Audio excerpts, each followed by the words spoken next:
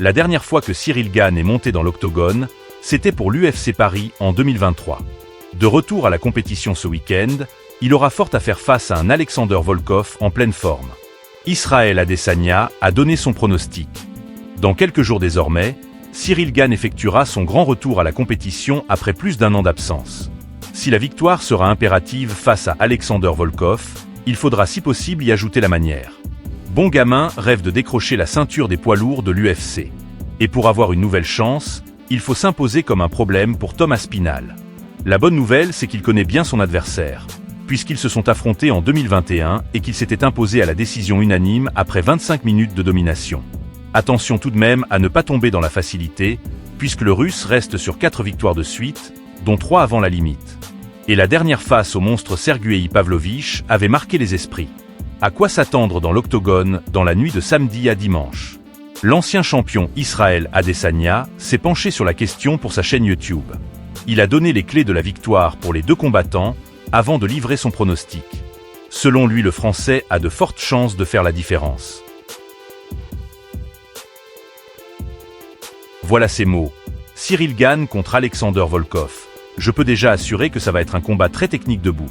Je pense que Cyril Gane va avoir l'avantage s'il est intelligent dans ses déplacements dès le début. Il devrait se servir de son mouvement pour entrer et sortir sur chaque coup. Puis il devrait aussi tenter des amener au sol de temps en temps, pour alterner son attaque et faire douter Volkov. Puis il n'est pas facile à manœuvrer au sol. Je ne parle pas contre les meilleurs au monde, mais il peut se débrouiller à ce niveau-là. Je me souviens qu'il a déjà réussi une clé de talon, et je ne m'attendais pas à ça. Pour Volkov, la clé sera de rester loin et de se servir de son JAB, de ses coups de pied.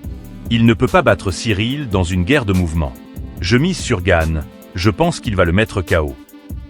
Alexander Volkov a beau être sur une bonne dynamique, il n'a pas forcément les qualités pour tenir tête à Cyril Gane dans la cage. Si Bon Gamin se déplace, pique le Russe et ressort, alors il devrait faire honneur au pronostic d'Israël Adesanya. La méfiance reste de mise, puisque les spécialistes disaient la même chose avant le dernier combat de Benoît Saint-Denis.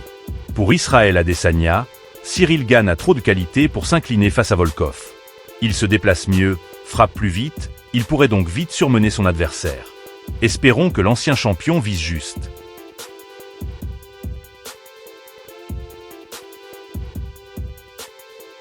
Légende vivante du MMA, Jon Jones sème la terreur au sein de l'UFC depuis des années. Cela étant dit, le combattant américain a bien failli se faire surprendre par l'un de ses anciens adversaires, ce dernier l'ayant déstabilisé avec un striking surhumain.